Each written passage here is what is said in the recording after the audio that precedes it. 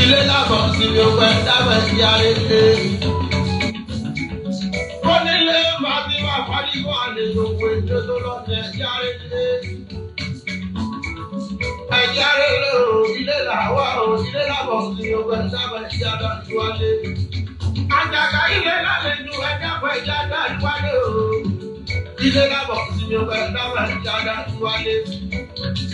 Yorùbá ní nínú tí wọ́n wà lé lọ́lọ́wọ́ rẹ̀ ní ọ̀rọ̀ ẹ̀dáfẹ́ jáde wálé.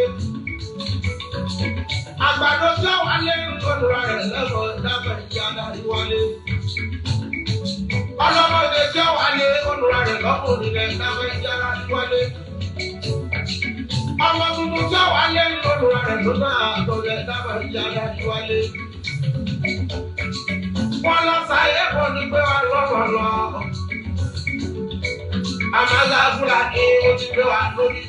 Ìran àkókò náà ni ká gbẹ́bẹ̀ ìran aláǹtakùn ló lè ká ọ̀wọ́. Bí gbọ̀mọ̀gbọ̀mọ̀ là á kọ́, ó sì wáyé pé bàbá pé bàbá. Ìran yìí níbi àwọn dọlọ́dẹ ọ̀ṣẹ́ àràmàdà ìran kan dọlọ́dẹ epo òṣèlè. Gbéyàwó ń gbà bọ̀bọ̀bọ̀ níbo lọ ayé wáyé lọ́wọ́. Èèyàn ló kéde èèyàn tó lọ́dún lọ.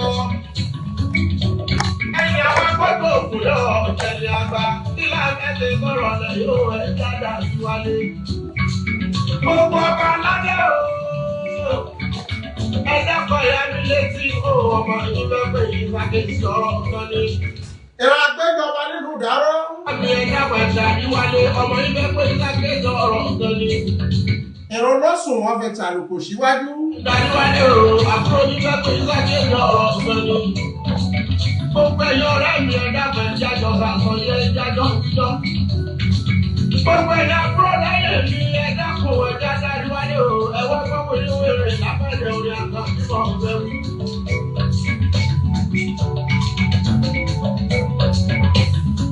Ìran lọ́sùn wọn fẹ́ tàlùkò síwájú lẹ́kẹ̀lẹ̀kẹ̀ lọ́jọba nínú kẹfún ní. Tọ́lú máa ń gbé rántí lọ́wọ́.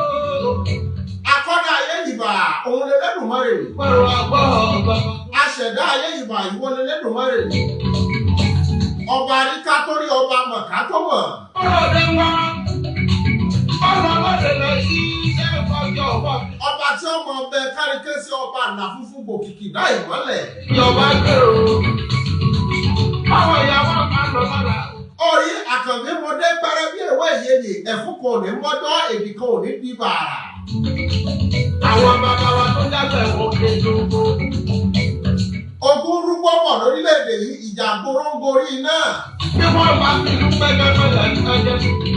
Ọ̀tẹ̀ olóṣèlú àtàwọn Haúsá Fúlàní ó ń sọ orílẹ̀‐èdè yìí dèrò ẹ̀yìn. Bí wọ́n náà fẹ́ tó sọ̀rọ̀ ọ̀nà yóò rẹ̀ kí á dá sí wálé.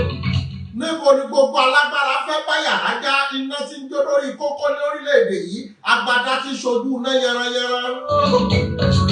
Wọ́n lè sọ aṣojú ẹ̀ bá.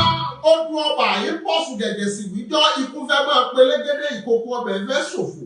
Ọ̀dọ́ olójú mi tí wọ́n ti lè ṣe àgùnbánirọ̀ náà ni wọ́n bá fẹ́ kó. Fúlàní alẹ̀. Kí wọ́n máa fẹ́ lè bọ́rọ̀ rẹ̀. Àwọn ìran Yorùbá láwọn ò ní gbà. Ọmọ ọlọ́mọ ni wọ́n rán ní sálẹ̀ òun. Wípé a kì í bá ní sọ̀rọ̀ ká fà ní táyà.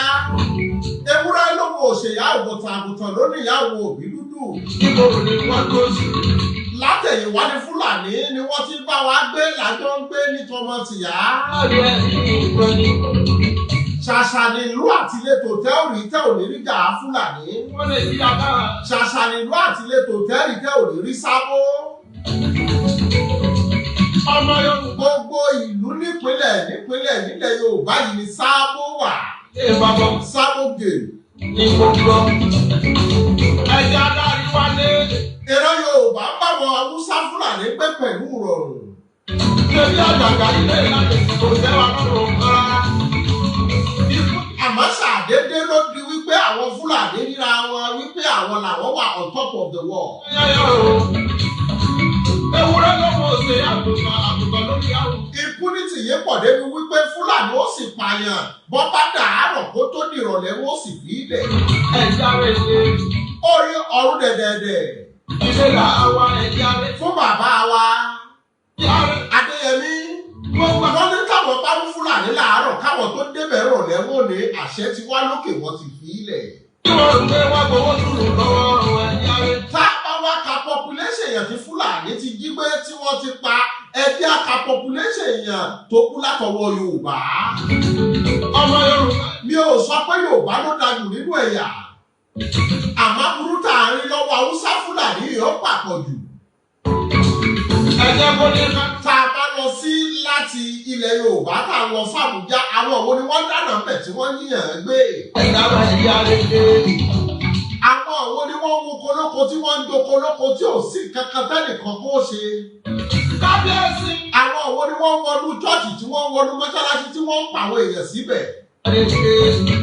Àwọn òwò ni wọ́n díyàn gbé tí wọ́n sì béèrè owó ọlọ́pàá òsì ní rí wọn mú. Abẹ̀yẹ láwọn ti yá lé lé. Bí wọ́n bá rí wọn mú wọn ni àwọn rìpẹ́ńtàǹtì Boko Haram, àwọn rìpẹ́ńtàǹtì tẹ́rọ́rìsì, àwọn rìpẹ́ńtàǹtì àwọn ọ̀rọ̀ tí ò ṣeé gbọ́. Sọ̀rọ̀ tó máa ń lọ ẹ̀dá. Very annoying. Agbájá yóò sọ. Lórí ilẹ̀ bàbá wa Fúlàní ó sì máa sọ fún wa pé àfi tẹ́ ẹ bá fún wa nílẹ̀ fún rúgá. Ọmọ Ràṣídà kan di olúwo sílẹ̀ ìwọ. Ẹ dákun mo fẹ́ béèrè kan ṣẹ́nà Yorùbá lè tọrọ lè yí báwọn fẹ́ fi ṣe lé Ifá. Ìyá rẹ̀ lé. Kádé Sókótó kádé fún wa ńlẹ̀ afẹ́ fi kọ́ lé Ifá.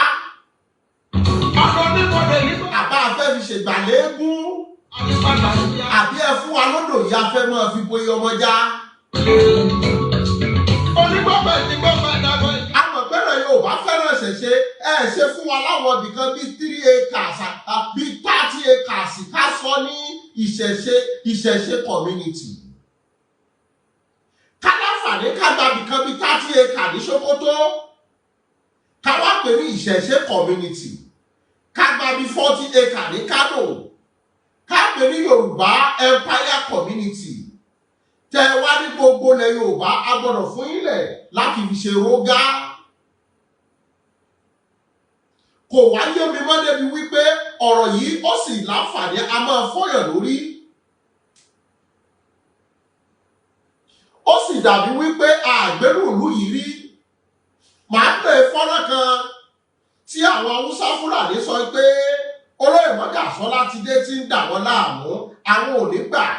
Àfi kí wọ́n fáwọn lówó compensation wípé látàyè pírẹsidẹ́ǹtì àná ni wọ́n ti promise àwọn láwọn owó kan tí wọ́n fáwọn lówó yìí. Àwọn kìíní yìí ó wà lọ́yìn nílùú tó ní ọba tó sì ní ìjòyè. Ẹja gbọ́. Mr. President Bola Ahmed Tinubu, on this issue of compensation, to do something every Nigerian has right to live in any part of the country. Just of recent, Sunday Igboho was released from prison, but he issued a fresh ultimatum for Fulani community that are residing in Yoruba land to leave the region within 10 days. This time around, we, the Northern Consensus Movement of Nigeria, will do everything possible to stop that move. And if he refuses to listen then we have no option rather than to ask Yoruba'S that are resident in the northern Nigeria to also go back to their region. On the issue of compensation for our victims as a result of NSAS killing, Shasha Akinyele markets killings, IPOP and ESN killings, we have been pursuing it for some years now. Since previous administration, a lot of promises were made, but still the federal government refused to fulfill the promise. So we are requesting Mr. President Bola on this issue of compensation to do something on it, as we are given 4 weeks ultimatum. If nothing is being done, then we are actually going on a peaceful protest, peaceful demonstration, after which we will shut down the country on all food supplies moving from north to all southern part of the country. This thing we have sent to President Bola Ahmed Tinubu even before he was inaugurated as president.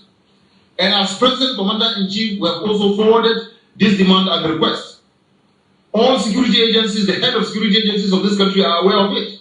All governors of 19 northern states, all former leaders, the former presidents of the Federal Republic of Nigeria, most especially those that come from the north, are aware of it. The Northern Traditional Council are aware of it. The 19 northern state assemblies are also aware of this issue. It's not a new matter. We have been pursuing this issue since during the NSAS, the Shasha Akinyele market killings, and that of the ESN and Nnamdi Kanu's killings. The National Assembly I repeat, is fully aware of it under Senator Ahmed Lawan that was mentioned specifically, and a bill was passed in that respect. So we are saying and demanding that the President and Commander-in-Chief Bola Ahmed Tinubu first pay this compensation, and also we are asking the Afenifere, the Yoruba Socio-Cultural Organization, to call Sunday Igboho to order on this continuous harassment and intimidation of our people that he is doing. I repeat, what we are shying away from this thing not because of fear. We are not cowards. We are doing so because we respect constitutional authority and we respect our elders. We are cultured and we respect the culture. So call him to order so that he does not carry out his threat. If he's allowed to do that, I repeat, we will have no option than to do the same. And we are saying that we have the capacity to do the same thing. Every Nigerian has a right to live in any part of the country. Orí ọ̀rọ̀ ló gbọ́ yìí fáwọn tí wọ́n láǹfààní kí wọ́n gbọ́rọ̀ yìí dáadáa. Màá sáré mọ́ tu bó ṣe ń sọ lẹ́yọ̀ kọ̀ọ̀kan. Gẹ̀ẹ́sì ni wọ́n sọ. Ẹja gbọ́ láti bẹ̀rẹ̀ ká mọ́ tu lẹ́yọ̀ kọ̀ọ̀kan. Just of recent, Sunday Igboho. Orí lẹ́rùkò pẹ́kòpẹ́ yìí Sunday Igboho. Was released from prison, but he issued a. Wọ́n fi ilẹ̀ nílé, wọ́n fi olóyè Sunday Igboho dẹ̀ ní ẹ̀wọ̀n látìmọ́lé. For Fulani community that are residing in Yoruba land to leave the region within 10 days. Ó ní olóyè Mọ́dàsọ́lá fáwọn Fúlàní Haúsá ní ọjọ́ mẹ́wàá kí wọ́n fi gbogbo agbègbè ilẹ̀ Yorùbá lẹ̀ fún àwọn. This time around, the Northern Consensus Movement of Nigeria will do it. Lákòókò yìí, àwọn Northern Successor Movement àwọn ò ní gbà. Possible to stop that move. And if it is. Àwọn sì dá ihun tí olóyè Mọ́dàsọ́lá sọ yìí àwọn ó dá dúró ṣùgbọ́n tí ó bá kọ̀. To listen to, if he refuses to listen, then we have no option rather than to ask Yoruba'S that are resident in the northern Nigeria to also go back to their region. Ó ní tí olóyè Mọ́dàsọ́lá bá kọ̀ tàbí káwọn Yorùbá kọ̀, àwọn náà sọ fáwọn Yorùbá tí wọ́n wà ní apá ọ̀dọ̀ àwọn wípé ẹ̀yin náà ẹ kọrí sílé ilé bàbá ọmọ kì í bọ ọmọ lẹ́rù. On the issue of compensation. Orí lórí ọ̀rọ̀ compensation àwọn fẹ́ gba ẹ̀bùn gbà má bínú ẹ̀bùn gbà ẹ̀jẹ̀bùrẹ́ àwọn olùgbẹ́bẹ̀ lọ́wọ́ pírẹ́sídẹ́ǹtì Tinubu lórí kíni ta ló yẹ kó gba compensation ta ni wọ́n ń jẹ oko rẹ̀ ta ni wọ́n pa àwọn èèyàn rẹ̀ ta ni wọ́n jẹ àwọn èèyàn rẹ̀ gbé ta ni wọ́n ń show atlas minded fún kò yé mi ta ni ó yẹ kí wọ́n fún compensation kò tí ì yé mi. For our victims as a result of EndSARS killing. Orí lórí ọ̀rọ̀ àwọn èèyàn àwọn tí wọ́n pa lórí EndSARS ta ló bá Hausa Fúlàní jà lásìkò EndSARS.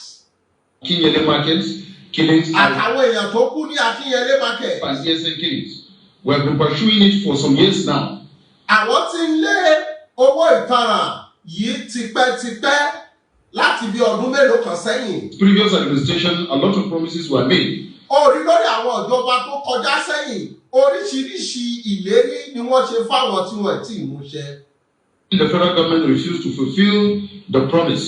Tó ìṣe pé àwọn ìjọba àpapọ̀ wọn láǹfààní láti mọ wọn lérí iṣẹ́. So we are requesting Mr. President Bola Ahmed Tinubu. Àwọn wá fàkókò yìí sọ fún olóyè Bola Ahmed Tinubu. On this issue of compensation to do something. Lórí ọ̀rọ̀ wípé ẹ fún wa lẹ́bùn ẹgbà ẹ má bínú. Nigeria you are finished. Lórí ẹ̀bùn ẹgbà ẹ má bínú àwọn sọ fún olóyè Bola Ahmed Tinubu wípé kó tètè wá nǹkan ṣe sí. As we are given 4 weeks ultimatum. Àwọn wá fún ààrẹ Bola Ahmed Tinubu ní ọ̀sẹ̀ mẹ́rin tó ń ṣe oṣù kan. If nothing is being done, then we are actually going on peaceful protest, peaceful demonstration. Wọ́n ní tí ààrẹ Tinubu ọ̀bá wà nǹkan ṣe sí, àwọn láǹfààní láti ṣèwọ́de wọ́ọ́rọ́wọ́ lórí rẹ̀ wípé wọ́n gbọ́dọ̀ fáwọn ní ẹ̀bùn gbà má bínú kò yé mi ọ̀rọ̀ yẹn lọ. Kí ni ìran Hausa Fúlàní sọnù tí yóò bá fi fún wọn compensation? Tá a bá ka population yẹn tí wọ́n jí gbé ta ló jẹ̀bi, ta ló yẹ kí wọ́n fún lẹ́kùn mọ́ gbà mọ́ bínú, ta ló yẹ kí wọ́n bẹ̀, ta ló yẹ kí wọ́n tù, kò yé mi. Àwọn Haúsá yìí wọ́n sì ń dún ẹ wo ó wà lọ́yìn. Mo fi lérèkì fún yẹn, ó dẹ̀ ti wèrè inú ilé mi ò lé wèrè dànù. Ẹja gbọ́ bóyá èmi nìkan ni torí after which we will shut down the country on all food supplies. Tí olóyè Bọ́lá Ahmed Tinubu ò bá ti wá gbọ́, àwọn ti gbogbo oúnjẹ tó wọlé láti ilẹ̀ Haúsá pa. From north to all southern parts of the country. This thing we have sent to President Bola Ahmed Tinubu even before. Ọláwọ̀ ti ránṣẹ́ sí ààrẹ Bọ́lá Ahmed Tinubu kó tó di wípé wọ́n fún wọn ní sàtífíkẹ́tì pé ẹ̀dì ààrẹ. He was inaugurated as president. And as president commander-in-chief, we have also forwarded this demand and request. Nígbà tí wọ́n tún di ààrẹ tán, àwọn ti láǹfààní láti gbéwé ìlọsọ́dọ̀ wọn pé àní bàbá Bọ́lá Ahmed Tinubu fún wa lówó náà. Kò. All security agencies, the head of security agencies of this country are aware of it. Wọ́n ní gbogbo èmi làwọn ológun ọmọ ológun ní sọ̀rí lórílẹ̀-èdè ni wọ́n mọ̀ pé ó yẹ kí wọ́n fáwọn ní owó, àwọn tọ́ sí owó. Ẹ má rò pé bóyá Photoshop ni òun lòún wò yìí. Kò ṣe Photoshop o, ó dẹ̀ ti pé voice note mi. All governors of 19 northern states, all former leaders, the former president of the Federal Republic of Nigeria, most especially those that come from the north, are aware of it. Ó ní gbogbo èmi làwọn gbogbo gómìnà tó wà ní ọ̀dọ̀ àwọn àti gbogbo àwọn gómìnà ìpínlẹ̀ yìí káàkiri gbogbo wọn ni wọ́n mọ̀ pé àwọn tọ́ sí owó lẹ́ni tẹ́ ń pààyàn rẹ̀, tẹ́ ń jẹko rẹ̀, tẹ́ ń yìnbọn fáwọn èèyàn rẹ̀. National Council are aware of it. The 19 northern state assemblies. The 19 northern state assemblies, they are aware of it also. Please, these people are doing things with impunity to our children. Must you be killing us and keep silence? Are also aware of this issue. It's not a new matter. We have been pursuing this issue since during the EndSARS. Wọ́n láwọn ti wà lórí ọ̀rọ̀ yìí láti ayé EndSARS. These things are impunity to our children. I don't really understand what this country is all about. Someone and some set of group of ethnic group starts down somewhere, controlling the affairs, giving audacity to the president, telling us what to do, and we only have Ahmed Asola who is speaking now, and you are there threatening us, you are not going to, oh God, you are going to shut down the country. Nigeria, you are finished. I agree with my brother, Yoruba'S nation Àfọ̀njá, mo kí yín, ẹ má bínú ọ̀rọ̀ yẹn ń ká mi lára ni ẹ má bínú, màá kí yín dára, ẹ já farabalẹ̀ kí ẹ má bínú brother. And that of the ESN. Please, it's a question. Fulani are slaughtering our people, killing our people, hitting their crops, kidnapping them, slaughtering people, mass burial, killing people in masses in the market, in the church, in the mosque. And still yet you ask us not to fight for our rights. Oloye Asola now told you, if you want to say in my father's land, never you killed, never you slaughtered, never you kidnapped, let's live in peace. The next thing is to threaten the peace of the nation. This is crazy, brother Wale. Sky, this is crazy, this is rubbish. Dudu, this is crazy, this is rubbish. Baba Michael, this is crazy.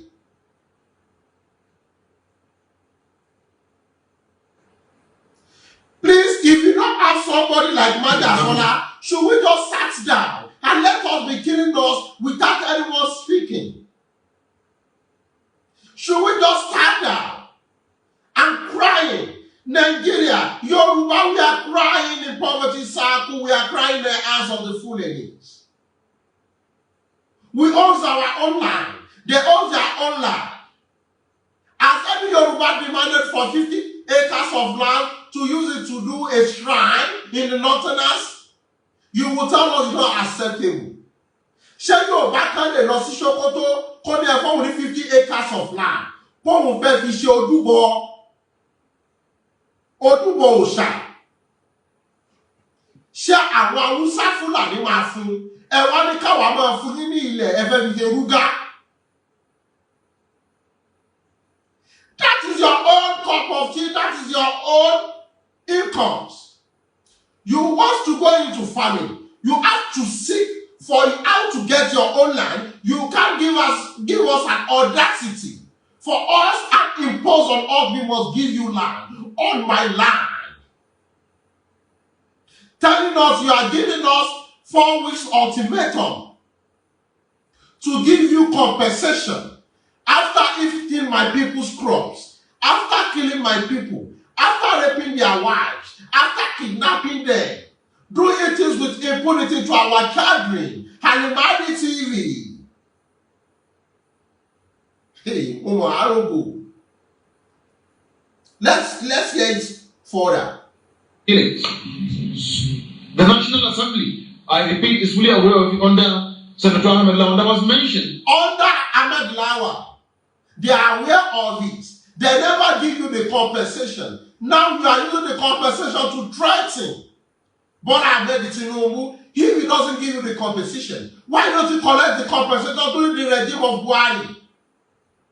It is Yoruba, you must wake up. Let's fight. Mi ò fẹ́ kókó oníjòyè ilé bàbá ẹ̀.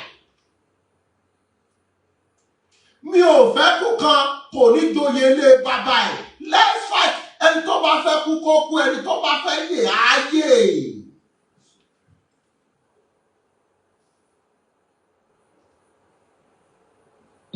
Specifically, and a bill was passed in that respect.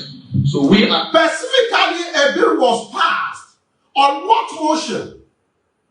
That is how you know, that is why they have states more than horse. That is why they have a senatorial seats more than horse. They have reps more than horse. That is why they have the lion's share of the seats in the Senate and in the rep. Because when any motion was filed, the ayes have it. If you support the motion, say aye. So, they have the majority of the House. Whatever you want to do in this country, is it that they are the governor or they be the deputy? If they are not the deputy, let's go back. Since where we started democracy fully. Let's start from Baba Obasanjo. Obasanjo was the president. Why? Atiku was the vice. Then, Yar'Adua took over. Jonathan was the vice. After Jonathan took over, Nnamdi Sabo took it. After Jonathan, Buhari took over. Osinbajo was the deputy. If they don't took the first seat, they must collect the second seat because we negotiate with them. Our leaders negotiate with them to oppress us. Now, Bola Ahmed Tinubu took over. Kí ló kọ ọ̀bọ̀ tó bí ẹ̀mọ́ lè yẹn náà? Shettima has to take it as the vice. Is it that they be the number one or they be the vice? And if care is not taken, most of the time, when they be the vice, they always dictate for us. That is why they say they passed the motion to give them compensation. Compensation on what? And we say Igbo was glamoring. Ibadikari was glamoring. Glamoring for the impunity to our children. Can't we stand alone? Must we be together? If cow is not eatable, then we started eating fish. We can eat soya beans.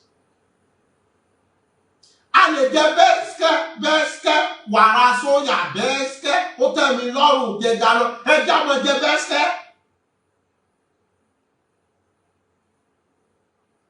Kò sórí burúkú, ká jẹ beske, dandan kọ́ ni ká jẹ màlúù. We have catfish, we have titus, we have herrings, we have kote. Must we put us into ransom because of cow? Must we negotiate with our life because we want to eat cow? Must we die? All in the name we want to live in peace.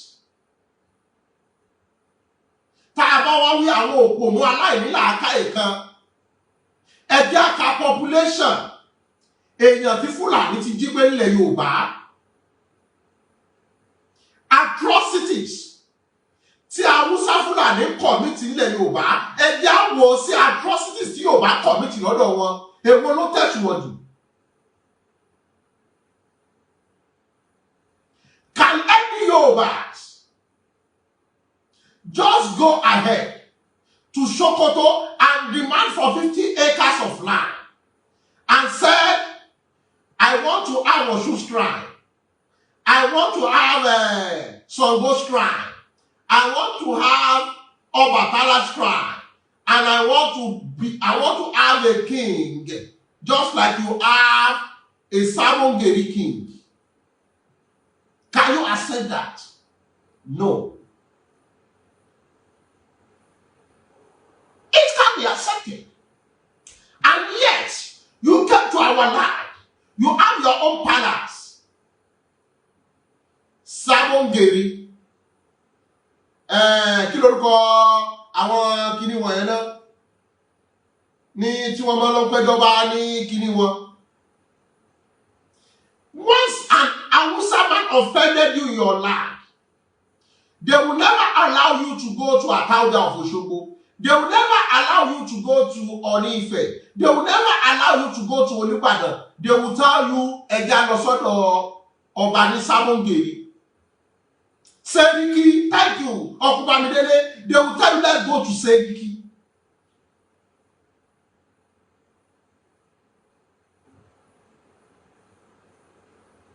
There are some areas in Lagos. Hausa ló gbowó tíkẹ́ẹ̀tì ńbẹ̀. Around Fagba, Abattoir, Agege, Hausa ló gbowó tíkẹ́ẹ̀tì ńbẹ̀. Àwọn tó wá ń gbébẹ̀ máa sọ fún yín. Can you please tell me how many domains in the north táwọn Yorùbá ń gbowó tíkẹ́ẹ̀tì ọlọ́kadà ńbẹ̀? Alaba, yes, Alaba Arabo. What else do you want from us? We accommodate you. We love you. We embrace you. We play like with you together. Still yet, slaughtering our lives is next. Ejabo kini okonu yetan. Ama back. Am I worried? Saying and demanding that the President and Commander-in-Chief Bola Ahmed Tinubu first pay this compensation. First, we are telling the President, firstly, pay this compensation. To my presidency, you can't instruct me on what I know is not acceptable. Saying and demanding that the President and Commander-in-Chief Bola Ahmed Tinubu first pay this compensation, and also we are asking the Afenifere, the Yoruba Social Cultural Organization, to call Sunday Igboho to order on this continuous harassment and intimidation of our people that he is doing. I repeat, what we are shying away from this thing not because of fear. We are not cowards. We are. Kì í ṣòpònú, kì í ṣe bá bẹ̀rù. Káwọn Afẹ́nifẹ́re ó pe Sunday Igboho. A lot of things have been baptized. A lot of things have been baptized. A country wherever we have a president, some ethnic group, no, not some, one ethnic group, giving the president the audacity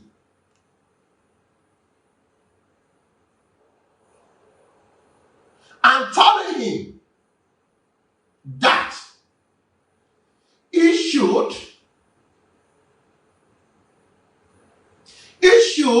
pay them compensation. Compensation concerning what? Ọmọ mi ò lè ṣe rẹ́pù sẹ́nítọ̀ yẹn o. Wọ́n ya ní jẹ́ ẹ̀mọ náwó. Tèmi á burú ju bí nínú ṣe máa ń pariwo yẹn, tèmi á wọ́ sí yẹn lọ.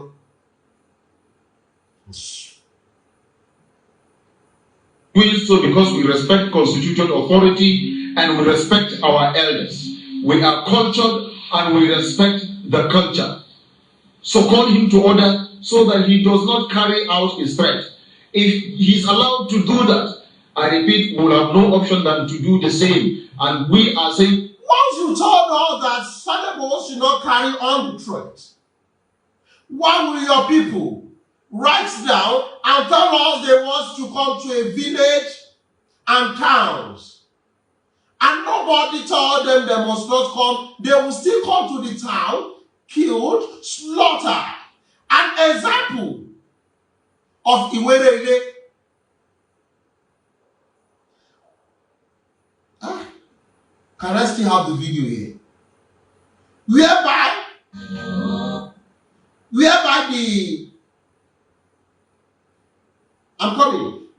the Fulanis even know a lot of things happen in Iwerele. And still yet, you are telling us, who give those people in Iwerele compensation? Who give those people in Igaga compensation? Who give those people in Igbeti compensation? Those people killed in towns and villages, who give them compensation?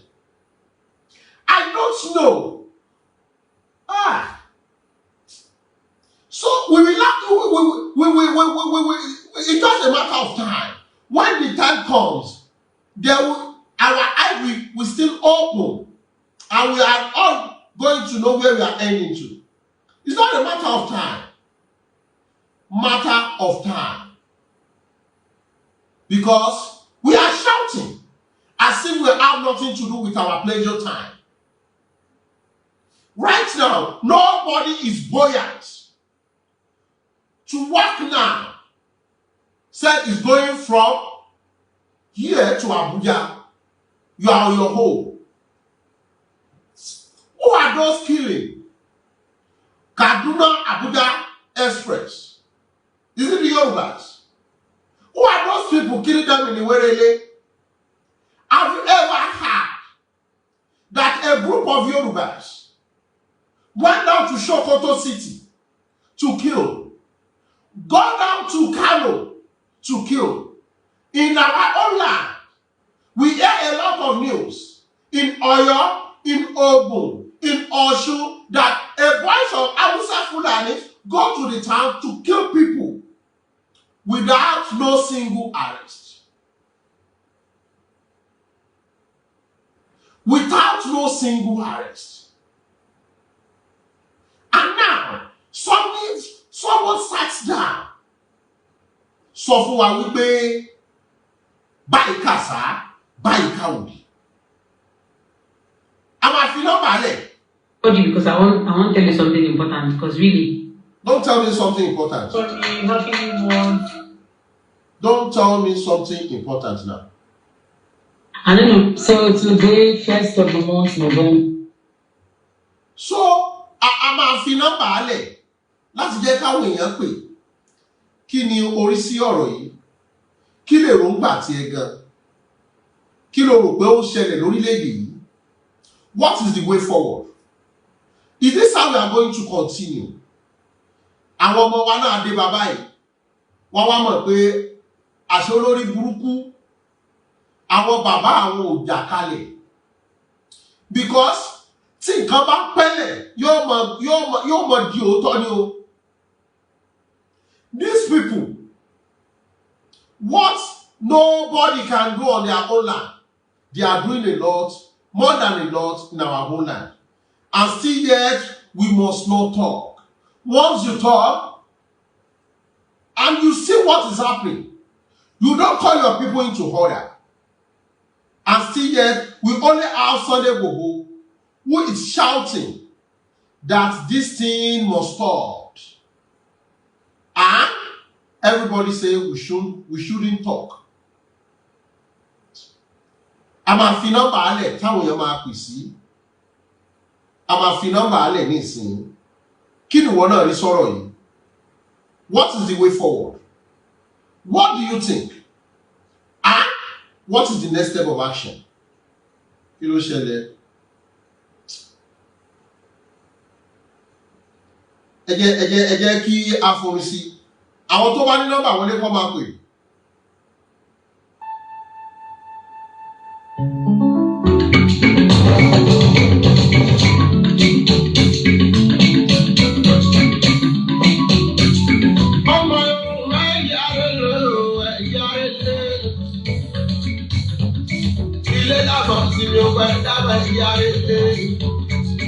Orí ikú tí pọ̀dún pẹ̀lú òwe ńlá nípa fún mi. Orí bọ́bá ya òtútù ó kìlọ̀ fún ní pátá orú ó kìlọ̀ fún alákọ̀ọ́kọ́ ẹ̀rù. Orí gbogbo àwọn tí wọ́n jà fún Yorùbá nation wọ́n mọ̀ pé constitution Nàìjíríà yìí ó láwọn tó ṣe lóore. Orí ìbẹ̀rù gbọ́dọ̀ yìí ló jẹ́ kí gbogbo àwọn security officers yìí ló jẹ́ kí president wo mọ jìrọ̀ wọn kó mọ yí wọn padà ó mọ̀ ní pé wọ́n lè dìtẹ̀ gbàdúrà. Ọlọ́mọdé tí wà ní olùrà rẹ̀ lọ́kùnrin rẹ̀ gbá. Orí ìhàlẹ̀ tí Gumi ti ha láyé yìí olóyè mọ́jà sọ́lá ò tí ì halẹ̀ làtà ẹ̀ bẹ́ẹ̀ ni Kánú ò tí ì ṣe làtà ẹ̀. Orí Gumi ó bọ́ síta yóò mọ lẹ́rìfù kọ̀ọ̀kan kò sẹ́ni tó tó bẹ̀ kó ààrẹ. Ó ti gbé wa lórí ìdí ọmọ pa. Láyé ọjọ́ sí ṣe bí gbọ́mọgbọ́mọ la. That is why you will know someone have an upper hand than the ethnic other groups. Àwọn ẹ̀yà kan ní agbára gbẹ̀yà yòókù lọ́gbọ́n kanra rẹ jẹ́. Gbọ́gbọ́gbọ́ níbo láyé wáyé lọ́gbọ́n. Èèyàn tó ti kú lábẹ́ Fúlàní ó kọjá èèyàn tó ti kú láyé ogun abẹ́lé lọ. Ìyájọ́ bí èèyàn kú lábẹ́ lọ. Bí kú bá wá pa wá lẹ́wọ̀rọ̀ a ò gbọ́dọ̀ sọ̀rọ̀. Ìgbà tí lábẹ́ ti sọ̀rọ̀ lẹ̀ yóò rẹ̀ dáadáa bí wá. Èmi ò mọ tá a fẹ́ ṣe sọ̀rọ̀ lẹ̀ yìí kí ni wọ́n náà rò pa àlè ṣe. Ẹ dábàá ya. Èèyàn ń pààyàn wọ́n tún béèrè compensation. Bàbá wa wí tán àwọn ọmọ Yorùbá kan tí ò ní làákàyà látẹnujẹ self interest. Wọ́n lẹ́yìn oní Yorùbá nation ẹ lọ jókòó jẹ́jẹ́.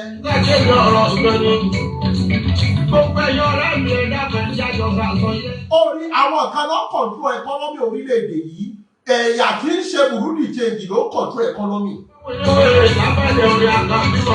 Àwọn ni wọ́n sọ yìí tí àwọn ó ṣe dọ́là ìwọ kọ́ ló pàṣẹ bówó ṣe rí. Ikú tí polúwa ẹni òun ńlá ní pa fún ni. Àwọn kan náà yìí náà ni wọ́n ṣàǹfààní tí wọ́n sọ fún ọ wípé oúnjẹ báyìí làwọn fẹ́ gbé wọlé. Bẹ́ẹ̀ bá fẹ́ dìbò lórílẹ̀-èdè yìí tẹ́ ẹ fẹ́ wọlé àfi kẹ́ ẹ fi wọ́n ṣe sọmọgbè kẹ́ ẹ ya fi tí wọ́n ṣe. Kò sí olóṣèlú tó fẹ́ wọlé lórílẹ̀-èdè yìí tí ó sọ pé Tàwùsá Fúlàní báwo. Orí adúrú ọjà tó jóná láyé ọjà ṣàṣà jóná ọjà kan ní ààrẹ ti kọ́kọ́ lọ fún wọn lówó mi ò ní dárúkọ ọjà yìí ìwọ náà mọ̀ nípa yẹn. Bàbá wa tó jáde ẹ̀wọ̀n lè lóko. Bí wọ́n ti fẹ́ lọ́jọ́ ògo. Bí wọ́n bá fi ìlú pẹ́ gẹ́gẹ́ yà ní ọjọ́. Wọ́n ní wọ́n ní ìmọ̀lẹ́ àbí kí wọ́n fẹ́ wà lọ́dà lọ.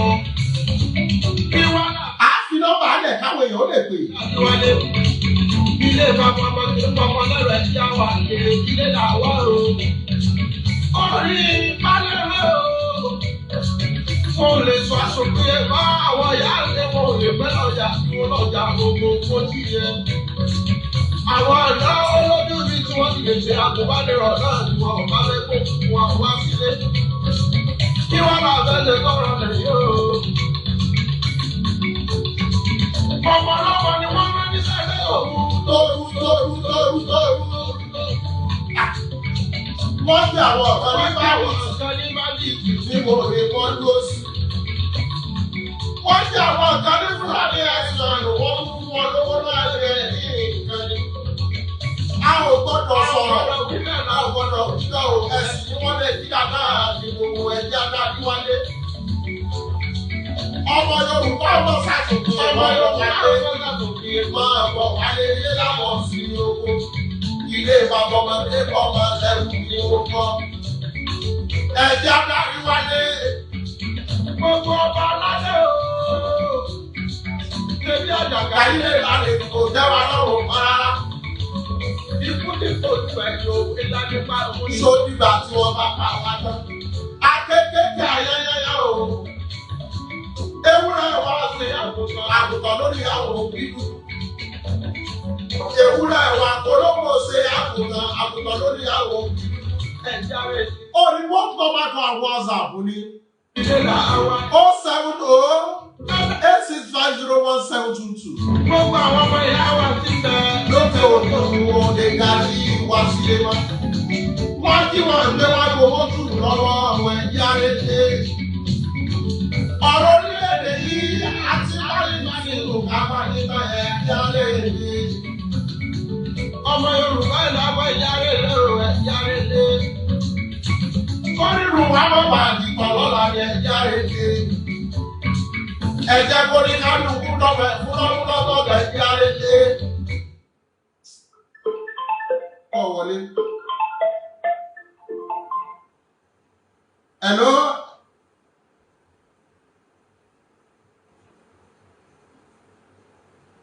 Kí ló dé?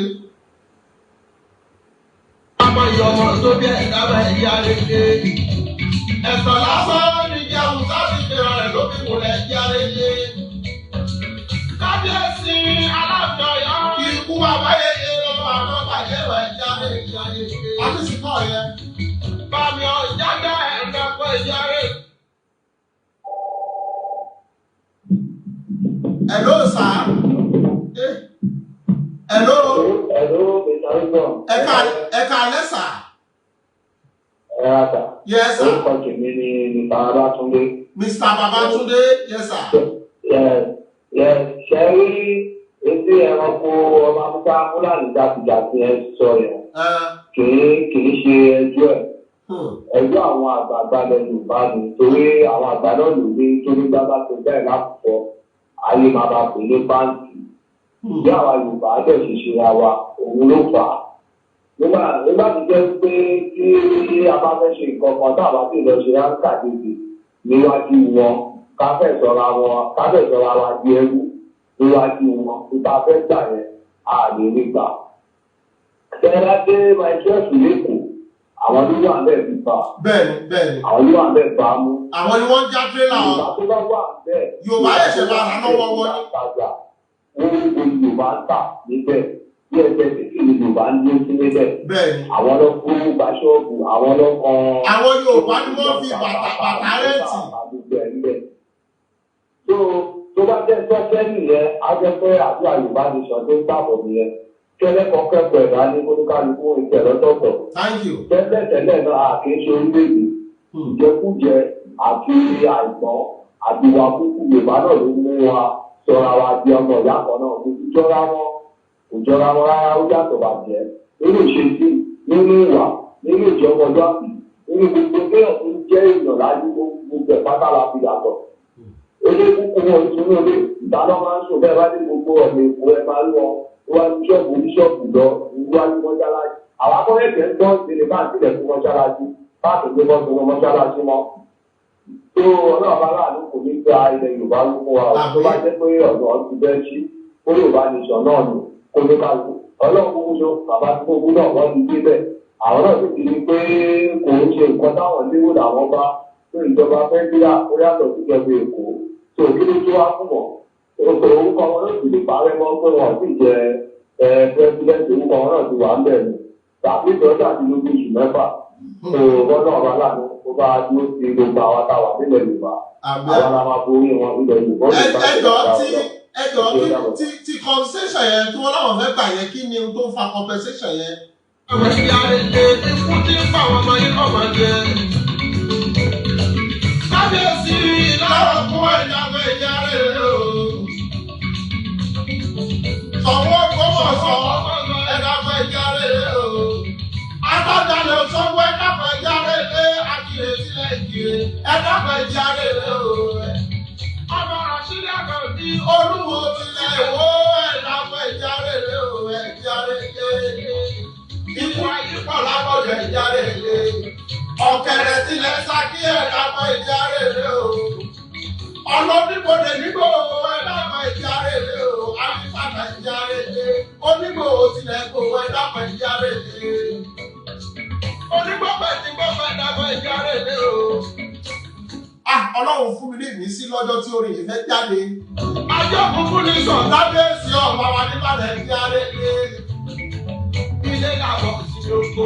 Ọba wa ní kẹsàn-án ìjà rèé o. Òkúra lọ ọ̀run lórí àjà tó wẹ́ ìjà rèé. Ọba wọn lọ́wọ́ ẹ̀dọ́gbẹ̀ ìjà rèé. Ilé làbọ̀ sí oko gbogbo ọba. Bẹ̀rẹ̀ ti tẹ̀ ìjà rèé. Lọ́dà Mákọ̀ọ̀sì. Àti tẹ̀lé ọ̀pọ̀lọpọ̀ ìjà rèé. Èmi àti yín máa jà. Gbogbo ọba tí bẹ̀ ní bàrà pátápátá. Orí ìjà wa wọ́n gbọ́dọ̀ tí ì sọ. Gbogbo ọba tí gbogbo ìyá mi sábà sí pátápátá. Orí mo ti ṣe ábọ̀mù yìí ó ti lé lọ́dún mẹ́ta àbọ̀. Gbogbo ìjà ló ń sẹ́ lọ.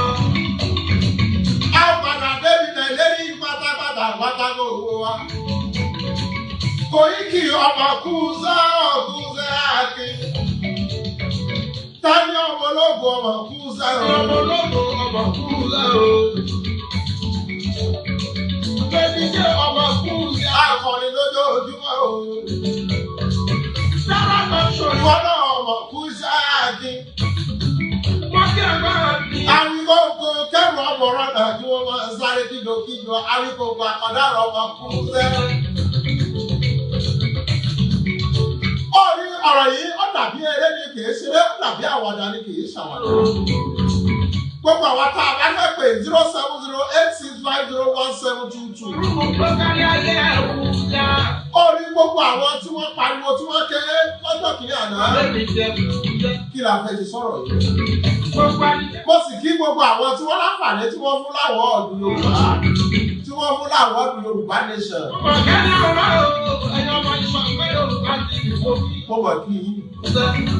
Gbogbo àdìjẹ́. Àwa tá a gbà wọ́ọ̀dù náà, àwa náà kíra wa. Mo kórè ní. Mo kọ́ ọmọdé. Mo kábà lágbà.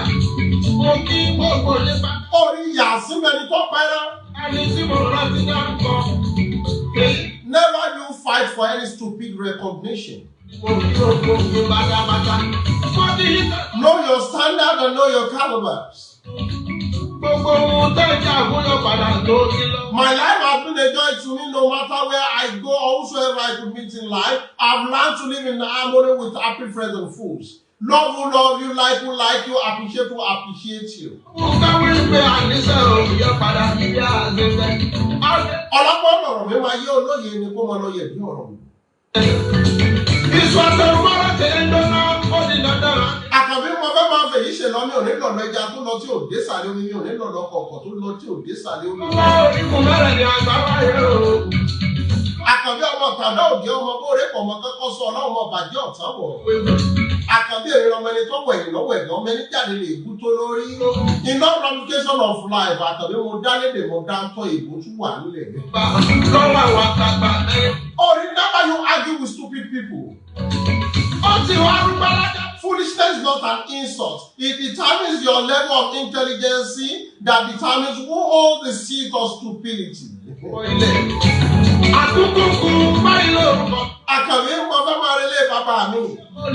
Ọmọ ìgbòho rẹ̀ nílé ọmọ alágbàdo òbí ọmọ atapẹ́tẹ́ wọnú omi ọmọ dìgìrì wodò ó sànyà. Máa Kevin ní Tèmítáyọ̀. Èdè ìdìmọ̀ pé wọ́n ọ̀gbẹ́ni kẹ́kẹ́ bí wọ́n fún alára tí ń ṣeré méjì lóòjọ́ rẹ̀ kúrẹ́kú oko. Orí Fúlàní ò ní pa wá, a sì ní bọ́ sọ́wọ́. Orúkọ àgbẹ̀kẹ́ tálá. Orúkọ alájà bí abẹ́rẹ́ onítòrùmí tòrùmí bí ìkọ́kùn ṣẹ̀gí wọ́n ṣe máa ń kàn sẹ́rẹ́ lọ́jọ́ tí wọ́n ní kò lè ṣe oríire láyé. Gbogbo wa pátá. Àkànbí tó o bá nìkan tó o fẹ́ bá mi sọ orí 700-8650-1722.